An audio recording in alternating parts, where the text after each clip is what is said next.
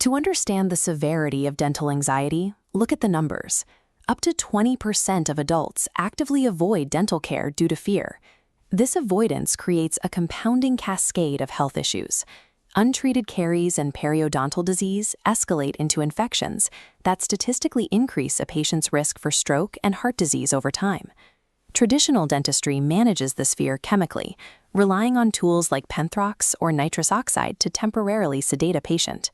These methods mask the symptoms for a single procedure, whereas psychological interventions attempt to address the cognitive patterns that drive the panic. The underlying framework for these interventions is information processing theory.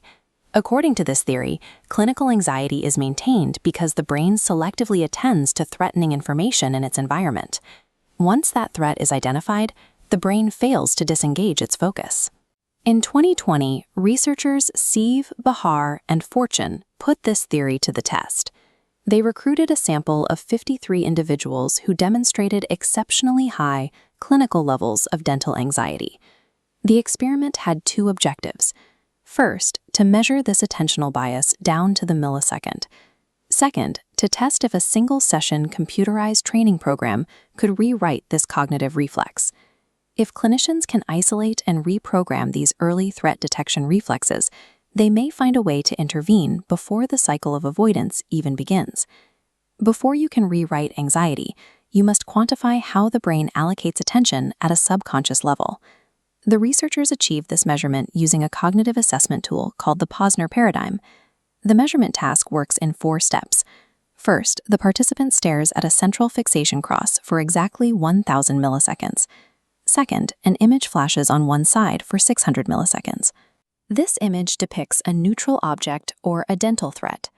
Third, the image disappears, leaving a blank screen for 50 milliseconds. This gap prevents visually masking the next stimulus. Finally, a target probe, an asterisk, appears. The participant must click as quickly as possible to indicate the probe's location. A trial is defined as valid when the asterisk appears in the exact same location where the image just flashed. Conversely, an invalid trial occurs when the asterisk appears on the opposite side from the flashed image. The baseline data for neutral images showed that participants took an average of 410.8 milliseconds to detect validly cued probes following those neutral pictures. Following pictures of dental tools, participants were significantly faster to detect the validly cued probes, clocking an average of 402.86 milliseconds. This 8-millisecond gap quantifies a specific cognitive pattern. The brain is physically faster to process information when it perceives a dental threat. Now that the bias is quantified, the question becomes, can an algorithm train the brain away from it? The researchers tested this using an intervention method known as the Attentional Bias Modification .probe task. Unlike the measurement test, this intervention subjects the user to 192 rapid-fire trials to build a new cognitive habit. This diagram shows the visual setup of the task. A threat image and a neutral image are stacked vertically on the screen for 500 milliseconds. The images then vanish, and a letter, either an E or an F, appears in the location of one of the previous images. The user identifies the letter as quickly as possible. The algorithm applies a hidden manipulation exclusively to the training group. For these participants, the letter probe always replaces the neutral image. It never replaces the threat image. This design intentionally creates cognitive friction. The highly anxious brain naturally wants to lock its focus onto the dental threat.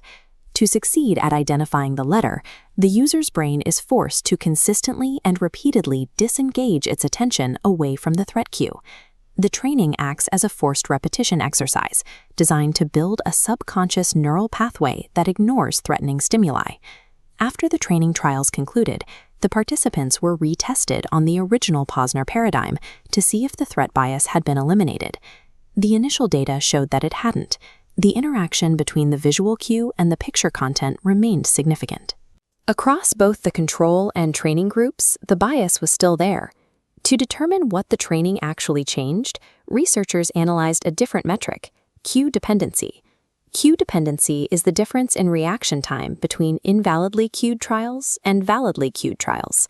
It measures how strongly a visual cue controls a person's attention. Looking at the control group's data, we see their cue dependency was significantly higher for dental pictures compared to neutral pictures. However, the training group reveals a different pattern. Their cue dependency scores did not differ between dental and neutral pictures. This flattened data indicates that the training group was no longer selectively captured by the emotional content of the image they were looking at. The algorithm did not prevent the brain from registering the threat. Rather, it decoupled the participants' reaction time from the emotional content, upgrading their overall attentional control. The millisecond data confirmed a shift in attentional control, but it left the clinical question unanswered. Did the patients actually feel less fear? To test this, the researchers initiated a final phase utilizing a script-driven imaginal exposure task. The team constructed narrative scripts tailored to each participant. They merged the patient's specific dental fears with their unique physiological panic symptoms, such as a racing heart or sweating, to trigger a visceral response. During the imagined procedure, researchers measured the participants using the subjective units of distress scale, tracking self-reported anxiety levels at exact intervals. The primary clinical finding established that the training condition did not predict a reduction in distress. Both the training group and the control group experienced nearly identical levels of panic, hitting an average peak SUDS rating of 76.64 out of 100. This reveals an apparent conflict. Why alter a patient's cognitive processing if they still panic when sitting in the chair? Looking closer at the pre-task data, a correlation emerged. Regardless of their bias, participants with higher attentional control reported significantly less anxiety while waiting for the task to begin. A single session of computerized cognitive training cannot extinguish the terror of an established phobia, but gaining attentional control provides the vital cognitive flexibility an anxious patient requires to overcome anticipation, get out of the waiting room, and sit in the dental chair.